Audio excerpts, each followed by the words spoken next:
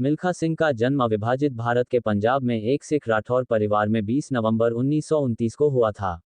अपने माँ बाप की कुल 15 संतानों में वह एक थे। उनके कई भाई बहन बाल्यकाल में ही गुजर गए थे। भारत के विभाजन के बाद हुए दंगों में मिल्खा सिंह ने अपने माँ बाप और भाई बहन खो दिया। अंततः वे शरणार्थी बन के ट्रेन द्वारा पाकिस्तान से दिल्ली आए। दिल्ली में वह अपनी शादीशुदा बहन के घर पर कुछ दिन रहे। कुछ समय शरणार्थी शिविरों में रहने के बाद वह दिल्ली के शाहदरा इलाके में एक पुनर्स्थापित बस्ती में भी रहे।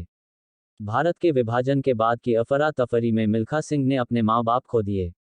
अंततः वे शरणार्थी बन के ट्रेन द्वारा पाकिस्तान से भारत आए।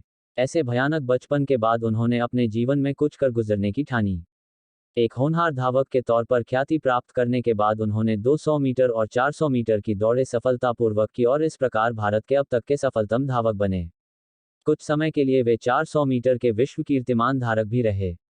कार्डिफ, वेल्स, संयुक्त साम्राज्य में 1958 के कॉमनवेल्थ खेलों में स्वर्ण जीतने के बाद सिख होने की वजह से लंबे बालों के साथ पदक स्वीकारने पर पूरा खेल विश्व उन्हें जानने लगा। इसी समय पर उन्हें पाकिस्तान में दौड़ने का नेता मिला, लेकिन बचपन की घटनाओं की वजह से वे वहां जाने से हिचक रहे थे। लेकिन न जाने पर राजनीतिक उथल पुथल के डर से उन्हें जाने को कहा गया। उन्होंने दौड़ने का नेता स्वीकार लिया। दौड़ में मिल्खा सिंह ने सरलता से अपने प्रतिद्वंद्वियों को ध्वस्त कर दिया और आसानी से जीत गए। अधिकांशतः मुस्लिम दर्शक इतने प्रभावित हुए कि पूरी तरह बुर्कानशीन औरतों ने भी इस महान धावक को गुजरते देखने के लिए अपने नकाब उतार लिए थे। तभी से उन्हें फ्लाइंग सिख की उपाधि मिली। सेना में उन्होंने कड़ी मेहनत की और 200 मीटर और 400 मीटर में अपने आप को स्थापित किया और कई प्रतियोगिताओं में सफलता हासिल की। उन्होंने सन 1956 के मेलबोर्न ओलंपिक खेलों में 200 और 400 मीटर में भारत का प्रतिनिधित्व किया, पर अंतर्राष्ट्रीय स्तर पर अनुभव न होने के कारण सफल नहीं हो पाए। लेकिन 400 मीटर प्रतियोगिता के विजेता चार्ल्स जेनकिंस के साथ हुई मुलाकात ने उन्हें न सिर्फ प्रेरित किया बल्कि ट्रेनिंग के नए तरीकों से अवगत भी कराया।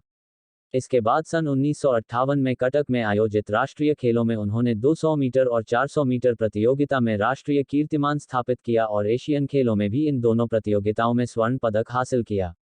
साल 1958 में उन्हें एक और महत्वपूर्ण सफलता मिली जब उन्होंने ब्रिटिश राष्ट्रमंडल खेलों में 400 मीटर प्रतियोगिता में स्वर्ण पदक हासिल किया।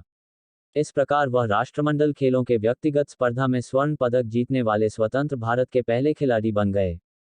इसके बाद उन्होंने सन 1960 में पाकिस्तान प्रसिद्ध धावक अब्दुल बासित को पाकिस्तान में पिछाड़ा, जिसके बाद जनरल अयूब खान ने उन्हें उड़न सिख कहकर पुकारा। 1 जुलाई 2012 को उन्हें भारत का सबसे सफल धावक माना गया, जिन्होंने ओलंपिक्स खेलों में लगभग 20 पदक अपने नाम किए हैं। यह अपने आप में ही एक रिकॉर्ड है। रोम ओलंपिक खेल शुरू होने से कुछ वर्ष पूर्व से ही मिल्खा अपने खेल जीवन के सर्वश्रेष्ठ फॉर्म में थे और ऐसा माना जा रहा था कि इन खेलों में मिल्खा पदक जरूर प्राप्त करेंगे।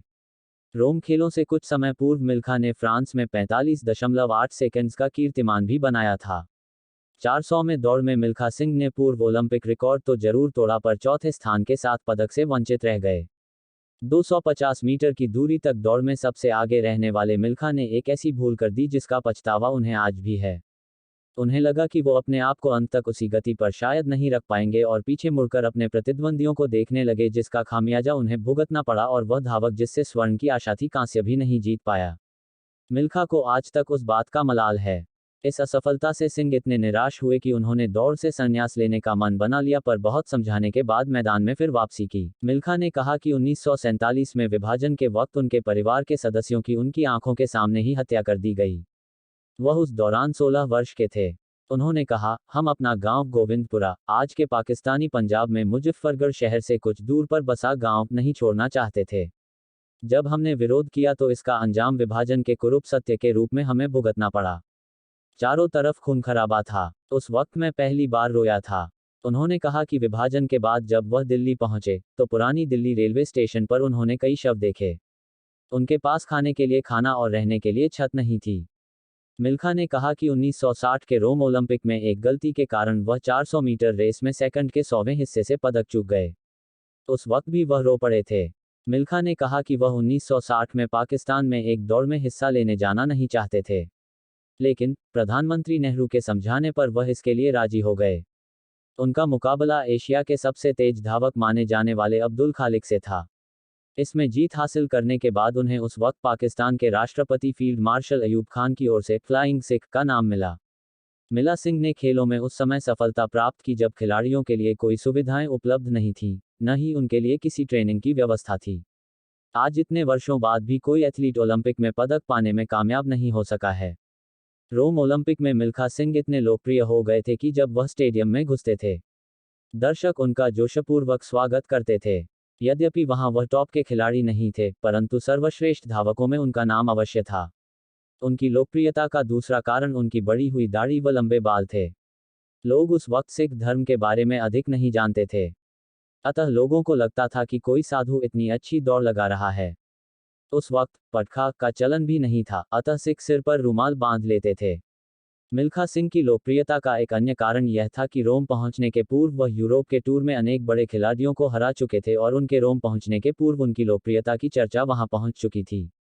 मिल्खा सिंह के जीवन में दो घटनाएं बहुत महत्व रखती हैं। प्रथम भारत पाक विभाजन की घटना जिसमें उनके माता पिता का कत्ल हो गया तथा अन्य रिश्तेदारों को भी खोना पड़ा। दूसरी रोम ओलंपिक की घटना जिसमें वह पदक पाने से चूक गए। टोक्यो एशियाई खेलों में मिल्खा ने 200 और 400 मीटर की दौड़ जीतकर भारतीय एथलेटिक्स के लिए नए इतिहास की रचना की। मिल्खा ने एक स्थान पर लिखा है, मैंने पहले दिन 400 मीटर दौड़ में भाग लिया। जीत का मुझे पहले से ही विश्वास था क्योंकि एशियाई क्षेत्र में मेरा कीर्तिमान था। शुरू में जो तनाव था वह स्टार्टर की पिस्तौल की आवाज के साथ सफूचक कर हो गया। आशा के अनुसार मैंने सबसे पहले फीते को छुआ। मैंने नया रिकॉर्ड कायम किया था। जापान के सम्राट ने मेरे गले में स्वर्ण पदक पहनाया।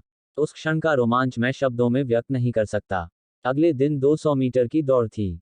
इसमें मेरा पाकिस्तान के अब्दुल खालिक के साथ कड़ा मुकाबला था। खालिक 100 मीटर का विजेता था। दौड़ शुरू हुई। हम दोनों के कदम एक साथ पड़ रहे थे।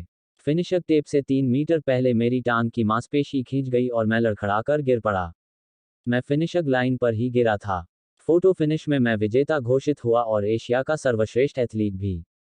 जापान के सम्राट ने उस समय मुझसे जो शब्द कहे थे वह मैं कभी नहीं भूल सकता। उन्होंने मुझसे कहा था, दौड़ना जारी रखोगे तो तुम्हें विश्व का सर्वश्रेष्ठ स्थान प्राप्त हो सकता है। दौड़ना जारी रखो। मिल्खा सिंह ने बाद में खेल से संन्यास ले लिया और भारत सरकार के साथ खेलकूद के प्रोत्साहन के लिए काम करना शुरू किया। अब वे चंडीगढ़ में रहते हैं।